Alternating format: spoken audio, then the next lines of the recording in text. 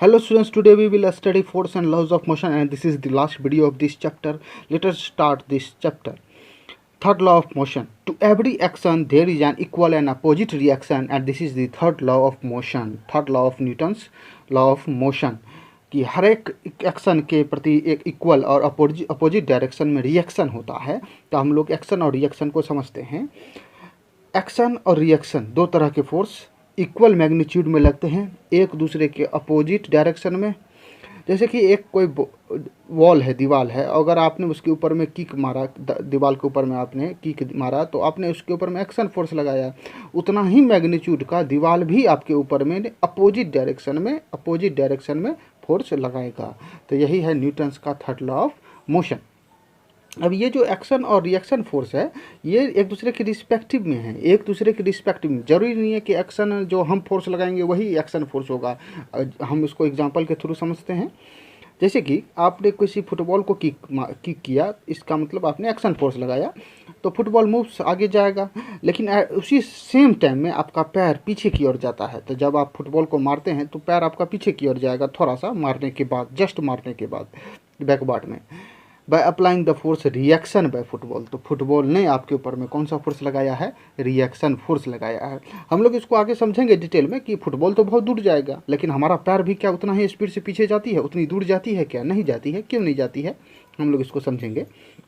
दूसरा केस देखते हैं कि मान लेते हैं कि आप खड़े हैं और आपके पैर के पास में एक फुटबॉल उधर से आ रही है और आपके पैर से फुटबॉल टकरा गई। तो जब फुटबॉल आपके पैर से टकराई है तो यहाँ फुटबॉल एक्शन फोर्स लगा रहा है आपके ऊपर में, और कोलिजन के बाद फुटबॉल किसी भी डायरेक्शन में जा सकती है। तो फिर आपका पैर यानी आपका लेग ने फुटबॉल के ऊपर में कौन सा फोर्स लगाया? रिएक्शन फोर्स लगाया।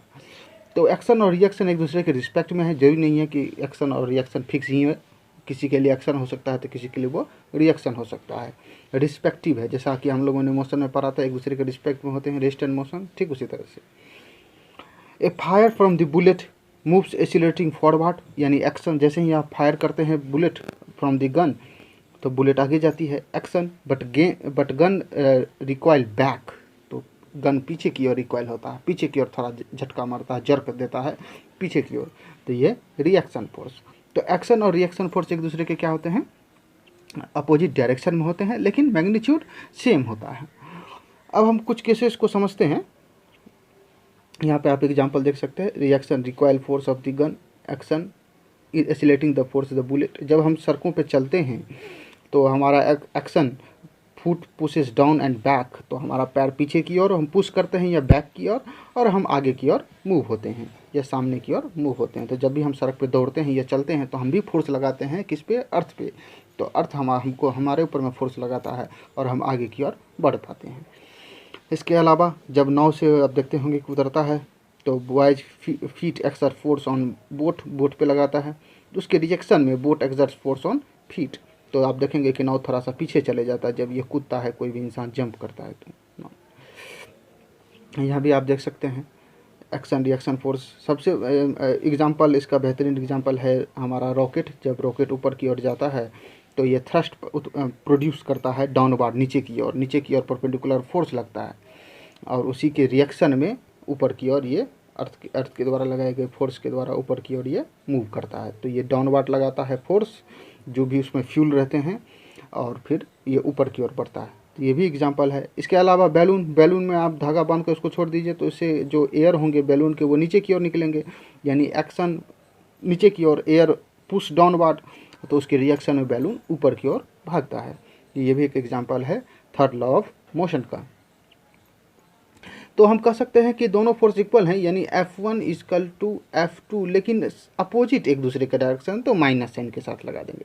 अब जरूरी नहीं है कि ये माइनस फिक्स है कि F2 के साथ ही माइनस होगा, minus F1 equal to F2 ऐसा भी लिख सकते हैं। एक दूसरे के रिस्पेक्ट में उल्टा है, तो हमारे लिए अगर कोई उल्टा दिखता है हमको, तो हम भी उसके लिए उल्टा हो सकते हैं।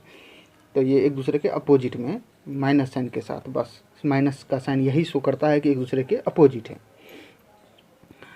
अब हम कंसीडर करते हैं कि जब हम बुलेट फायर करते हैं अपने किसी गन से, तो बुलेट तो आगे जाती है बहुत ही स्पीड के साथ, काफ़ी ज़्यादा एक्सीलरेशन के साथ, लेकिन क्या उतना ही एक्सीलरेशन से गन भी पीछे की ओर जाती है? नहीं, गन उतना पीछे नहीं जाती है जितना आगे बुलेट जाती है फायर करने के बाद। तो ऐसा क्यों होता है? तो इसके पीछे का रीज़न है acceleration is inverse proportion of mass, यानी एक्सीलरेशन जो होता है वो acceleration is inverse proportional of mass, यानी मास अगर बहुत ज़्यादा होगा तो एक्सीलरेशन कम होगा, मास कम होगा तो फिर एक्सीलरेशन ज़्यादा होगी। तो यही गन के साथ भी है, गन का मास काफ़ी ज़्यादा होता है तो इसलिए उसमें उतना एक्सीलरेशन नहीं हो पाता है, उतना एक्सीलरेशन प्रोड्यूस नहीं करता है कि वो इतने तेज़ी से पीछे की ओर जाए, बैकवार्ड जाए या रिकॉयल हो, तो वो नहीं हो पाता है। अगर मास बहुत कम होता तो हो सकता था गोली की रफ्तार जितना आगे जाती है उतना ही पीछे भी जाती बंदूक, तो लेकिन ये ऐसा तो होता नहीं है। गन का काफ़ी ज़्यादा मास होता है, तो काफ़ी ज़्यादा मास होने के कारण वो पीछे की ओर ज़्यादा नहीं जाता है, because acceleration is inverse proportional of mass. जब कोई बॉल फ्लोर पे स्ट्राइक करती है, कोई यहाँ पे मान लेते हैं फ्लोर है, ऊपर से बॉल आई है और इसके ऊपर में स्ट्राइक की है, तो स्ट्राइक करने के बाद ये बॉल ऊपर की ओर फिर वापस मूव हो जाती है, ऊपर की ओर चली जाती है टकराने के बाद फ्लोर से। तो ऐसा क्यों होता है? क्योंकि हमारा फोर्स, ये जो हमारा फ्लोर है ये रिएक्शन फोर्स लगाता है, इसके ऊपर में बॉल ने आया, एक्शन लगाया और फिर ये रिएक्शन में बॉल के ऊपर में फोर्स लगाता है, तो बॉल ऊपर की ओर फिर से टकराने के बाद चली जाती है। जब कोई पर्सन स्विम करता है, पानी में तैरता है, तो वो भी ये इसी तरह का करता है कि वो अपने हैंड से, अपने हाथों से बैकवर्ड वाटर को मूव करता है, पुश करता है, तो उसके रिएक्शन में वाटर उसको आगे की ओर पुश करता है। इसके अलावा आप देखेंगे कि कोई बोटमैन जो कि अपने बोट को रिवर में चलाता है, तो वो भी अपने बोट को पोल से पुश करता है पीछे की ओर, तो पीछे की ओर फोर्स लगाता है, तो उसके अपोजिट में नाव उसका आगे की ओर बढ़ता है। इसके अलावा और भी केसेस हैं, कोई फायरमैन है, अगर वो हॉज पाइप को पकड़ा हुआ है जिससे वो पानी देता है, तो उसको पकड़ने में काफ़ी ज़्यादा दिक्कत आती है, डिफ़िकल्टी आती है। क्यों? क्योंकि उसके पीछे भी थर्ड लॉ ऑफ मोशन है कि काफ़ी तेज़ी से वो पानी आगे की ओर जाती है और पीछे की ओर फोर्स लगता है, तो एक्शन आगे रिएक्शन पीछे, तो इसके कारण उसको हॉज पाइप को पकड़ने में दिक्कतें आती है। तो ये सारे एग्जाम्पल हैं थर्ड लॉ ऑफ मोशन के। इसके बाद हम लोग थर्ड लॉ ऑफ मोशन में का सबसे एक और एग्जांपल है रॉकेट वाला। तो रॉकेट में हम लोगों ने पढ़ा था कि नीचे की ओर फोर्स लगता है तो एक्शन फोर्स, तो ऊपर की ओर रिएक्शन फोर्स, और उससे वो ऊपर जाता है। तो आप देखेंगे वीडियो, आप जाकर देख सकते हैं यूट्यूब पे, जब कोई भी रॉकेट ऊपर की ओर जाती है तो काफ़ी ज़्यादा देखेंगे कि गैस को एग्जॉस्ट करता है, काफ़ी ज़्यादा फ्यूल को वो नीचे की ओर एग्जॉस्ट करता है और इसके बाद वो ऊपर की ओर जा पाता है। रॉकेट के इंजन में और जेट के इंजन में थोड़ा सा, जेट प्लेन भी होता है, रॉकेट में भी इंजन लगी होती है, उसमें भी फ्यूल रहते हैं। तो रॉकेट के जो फ्यूल होते हैं उसमें उसके फ्यूल में ऑक्सीजन पहले से ही मिला होता है, तो उसे एक्स्ट्रा ऑक्सीजन की ज़रूरत नहीं पड़ती है, क्योंकि स्पेस में तो ऑक्सीजन है नहीं। लेकिन जेट प्लेन जो है, जेट प्लेन को ऑक्सीजन चाहिए उसके फ्यूल को बर्न करने के लिए, क्योंकि हम लोगों ने पढ़ा है कि किसी भी कंबसन के लिए ऑक्सीजन की ज़रूरत पड़ती है, बिना ऑक्सीजन का कंबसन नहीं हो सकता, जल नहीं सकता। तो जेट प्लेन को ऑक्सीजन वो एटमॉस्फेयर से ले लेता है, तो इसलिए जेट प्लेन या कोई भी प्लेन जो हम देखते हैं वो केवल और केवल एटमॉस्फेयर में ही चल सकता है। जबकि इसके अलावा जो रॉकेट हैं वो एटमॉस्फेयर से बाहर स्पेस में भी चल सकते हैं, क्योंकि उसके फ्यूल में ऑलरेडी क्या मिला रहता है? Oxygen. Now, conservation of momentum. The total momentum of a system remains constant if there is no external unbalanced force is acting on it, यानी P constant, momentum constant रहेगा। अगर कोई एक्सटर्नल फोर्स उस पर एक्ट नहीं हो रहा है, यानी फोर्स जीरो है, तो उसका मोमेंटम कांस्टेंट रहेगा। जैसे कि कोई ऑब्जेक्ट है, अगर रेस्ट में है तो इसका मतलब वेलोसिटी जीरो, वेलोसिटी जीरो तो मोमेंटम जीरो, मास कुछ भी उससे कोई फर्क नहीं पड़ेगा, तो इसका मतलब कांस्टेंट जीरो ही रह जाएगा जब तक कि कोई फोर्स ना लगे। अब अगर ऑब्जेक्ट मूव कर रहा है, कुछ उसकी वेलोसिटी है, कुछ उसकी मास है, तो वो उसकी वेलोसिटी कांस्टेंट ही रहेगी, और अगर वेलोसिटी कांस्टेंट रहेगा तो फिर उसका मोमेंटम भी कांस्टेंट रहेगा, क्योंकि मास तो हमेशा कांस्टेंट ही रहता है, तो उसकी मोमेंटम भी कांस्टेंट रहेगी। कब तक? जब तक कि कोई एक्सटर्नल अनबैलेंस्ड फोर्स एक्ट नहीं हो रहा हो। तो now definition of the conservation of momentum. Conservation of momentum का डेफिनेशन क्या होगा? The momentum of system system means कोई भी दो ऑब्जेक्ट के बीच का कंपटीशन, कोई बॉल ए है, कोई बॉल बी है, कोई दो इंसान है आपस में टकरा रहे हैं, तो दो ऑब्जेक्ट का मोमेंटम बिफोर कोलिजन, यानी कोलिजन से पहले, is equal to the momentum of system after collision, और कोलिजन के बाद जो मोमेंटम रहेगा दोनों इक्वल रहेगा। यानी टकराने से पहले दोनों का अपना अपना इनिशियल मोमेंटम, उसका सम, और टकराने के बाद दोनों का फाइनल मोमेंटम का सम वो क्या रहेगा? इक्वल रहेगा। और इसी को क्या कहते हैं? Conservation of momentum. यानी इसको हम दूसरे वर्ड में कह सकते हैं the sum of momenta, momentum का प्लूरल है momenta, the sum of momenta of two objects before collision is equal to the sum of momenta after the collision. तो दो ऑब्जेक्ट का कोलिजन से पहले मोमेंटम या मोमेंटा, और टकराने के बाद दोनों का मोमेंटा यानी प्लूरल ऑफ मोमेंटम, ये दोनों क्या रहेंगे, सेम रहेंगे। यानी इनिशियल मोमेंटम दोनों का, ए और बी दो ऑब्जेक्ट हैं, मास ए का और मास बी दो ऑब्जेक्ट हैं अलग डिफरेंट मास के, और दोनों की अपनी अलग अलग इनिशियल वेलोसिटी है। तो ये इनिशियल मोमेंटम दोनों का, और टकराने के बाद, कोलिजन के बाद दोनों का फाइनल मोमेंटम, इस दोनों का सम आपस में क्या रहता है, इक्वल रहता है, और इसी को कहते हैं कंजर्वेशन ऑफ मोमेंटम। अब इसको हम लोग ड्राइव करते हैं। दो ऑब्जेक्ट है मान लेते हैं, एक ऑब्जेक्ट है उसका मास है ma, दूसरा ऑब्जेक्ट है उसका मास है mb, दो अलग अलग तरह के ऑब्जेक्ट हैं। इसका इनिशियल वेलोसिटी है ua और इसका इनिशियल वेलोसिटी है ub। इनिशियल वेलोसिटी को u से डिनोट करते हैं, तो ua ub। अब दोनों एक दूसरे से टकराया है, कोलाइड किया है, तो कोलिजन होगा ये इधर की ओर, और ये एक्शन और रिएक्शन दोनों का। और हम जानते हैं कि एक्शन और reaction force equal and opposite direction, तो एफ ए बी यानी ये ए है ऑब्जेक्ट मास ए के साथ, और ये है एम बी यानी मास बी के साथ। तो एफ ए बी यानी ए से बी पर लगने वाला फोर्स इक्वल होगा किस, माइनस साइन के साथ एफ बी ए यानी बी से ए पर लगने वाले फोर्स के, लेकिन डायरेक्शन अपोजिट है तो इसलिए माइनस साइन, माइनस हम यहाँ पे लगाएं। आप चाहें तो यहाँ भी लगा सकते हैं, तो एक को प्लस एक को माइनस रखना पड़ेगा क्योंकि एक दूसरे का अपोजिट डायरेक्शन में होते हैं। माइनस साइन शो करता है डायरेक्शन ऑफ फोर्स अपोजिट। तो एफ ए बी यानी ए से बी पर लगने वाला force equal to minus F B A यानी बी से ए पर लगने वाला फोर्स, माइनस साइन शो कर रहा है अपोजिट डायरेक्शन। अब हम लोग ड्राइव करते हैं। तो पहले ऑब्जेक्ट का इनिशियल मोमेंटम क्या होगा, तो एम ए यू ए, और दूसरे ऑब्जेक्ट का यानी मास बी वाले ऑब्जेक्ट का इनिशियल मोमेंटम क्या होगा, तो एम बी यू बी। तो दोनों का अपना अपना मोमेंटम है, इनिशियल मोमेंटम है। टकराने के बाद दोनों का मोमेंटम बदल जाएगा, तो दोनों का फाइनल मोमेंटम कुछ हो जाएगा। एक का फाइनल मोमेंटम क्या होगा, एम ए भी ए, और जबकि दूसरे ऑब्जेक्ट जो बी हैं उसका फाइनल मोमेंटम क्या होगा, एम भी बी यानी फाइनल मोमेंटम। नाउ हम लोगों ने second law of motion, Newton second law of motion में पढ़ा है कि rate of change in momentum with respect to time is directly proportional to force के डायरेक्ट प्रोपोर्शनल होता है। तो एफ ए से बी पर लगने वाला फोर्स एफ ए बी क्या होगा, final momentum minus initial momentum, that is rate of change in momentum. तो इसको हम ऐसे लिख सकते हैं, एम ए भी ए यानी एम ए भी ए यानी ए का final momentum minus A object है कोई, उसका initial momentum with respect to time, ये होगा। और जबकि एफ बी ए यानी बी से ए पर लगने वाला रिएक्शन फोर्स माइनस साइन के साथ शो करेंगे, यहाँ भी हम माइनस दे देंगे,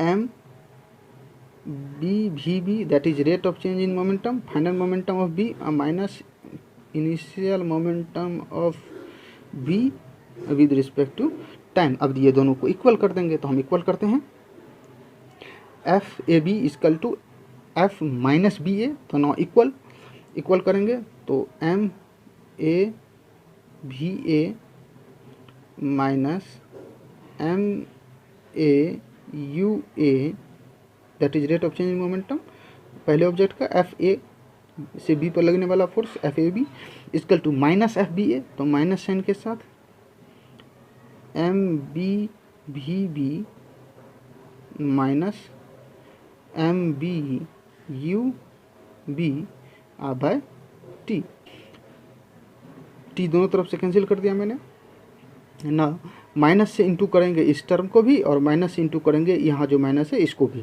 तो हम इसको ऐसे लिख सकते हैं, M A V A minus M A U A equal to minus M B V B, और minus into minus plus that is plus M B U B that is U B.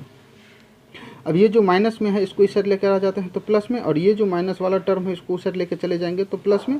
तो इसको हम कैसे लिखेंगे, देखिए M A V ए, ये जो minus ये वाला टर्म है इसको अगर हम इधर लेके आते हैं तो plus M B V B, और उस साइड जाएगा तो एम बी यू बी, और ये जो माइनस वाला टर्म है उस साइड जाएगा तो plus M A U A.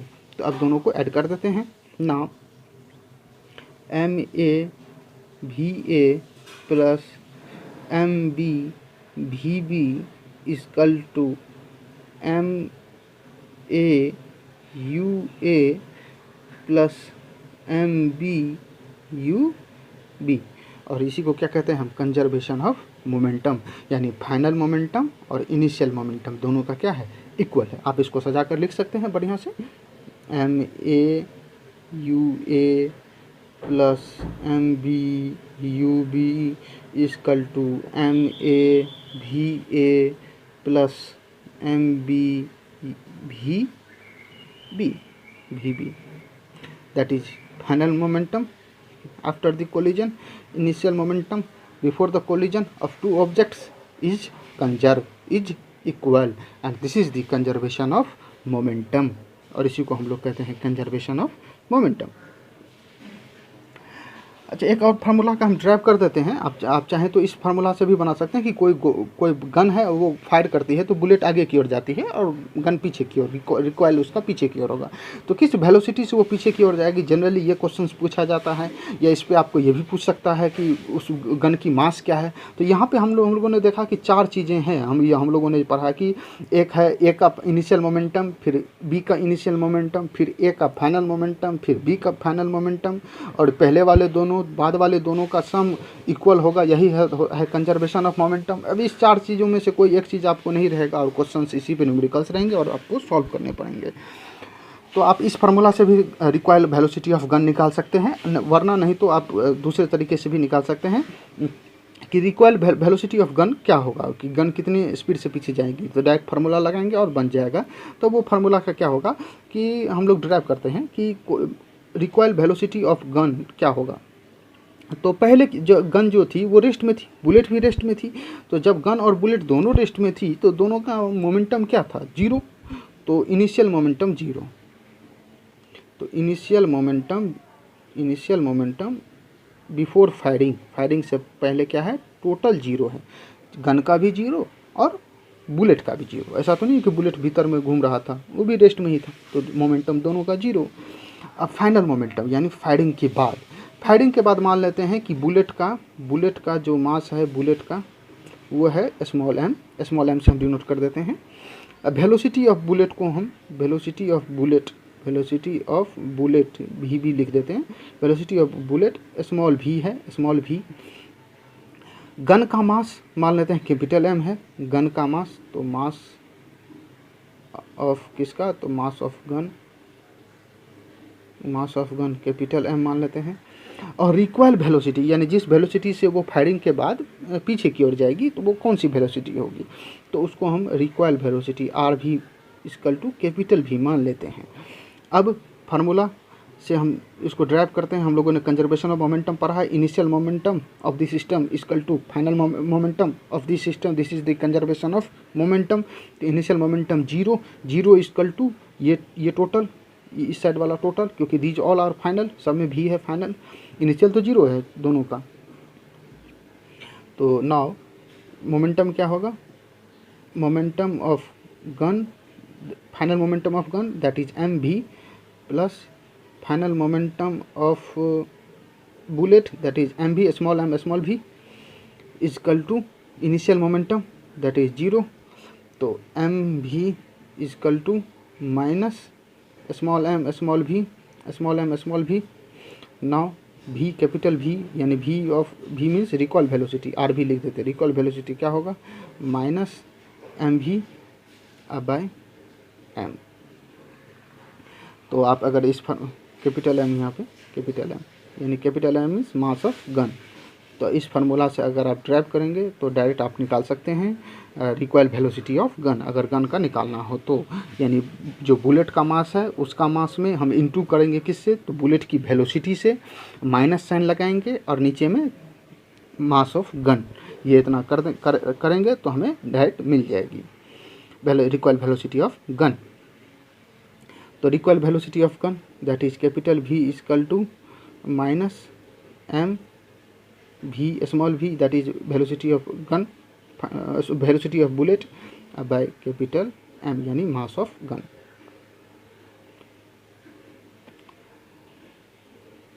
Recall velocity में नेगेटिव मैग्नीट्यूड होता है, जो कि क्यों नेगेटिव इसलिए होता है क्योंकि देखें हमने माइनस साइन खुद ब खुद आ गया। वैसे भी वो पीछे की ओर जाता है, बैकवर्ड जाता है, तो इसलिए अपोजिट डायरेक्शन में है, रिएक्शन फोर्स के कारण हो रहा है, तो इसलिए माइनस।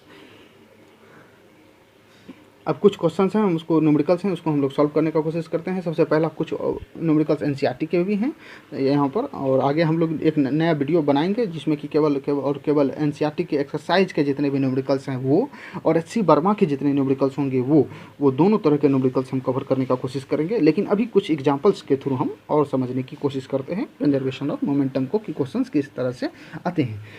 तो पहला क्वेश्चन है कि कोई एक बुलेट है, ये आपके एनसीईआरटी का ही है, कोई एक बुलेट है जिसका मास है 20 ग्राम। तो मास 20 ग्राम में हो तो उसको तुरंत कन्वर्ट कर लेंगे किलोग्राम में, क्योंकि मोमेंटम का यूनिट होता है किलोग्राम मीटर पर सेकंड, तो किलोग्राम में कन्वर्ट करके कर लेंगे।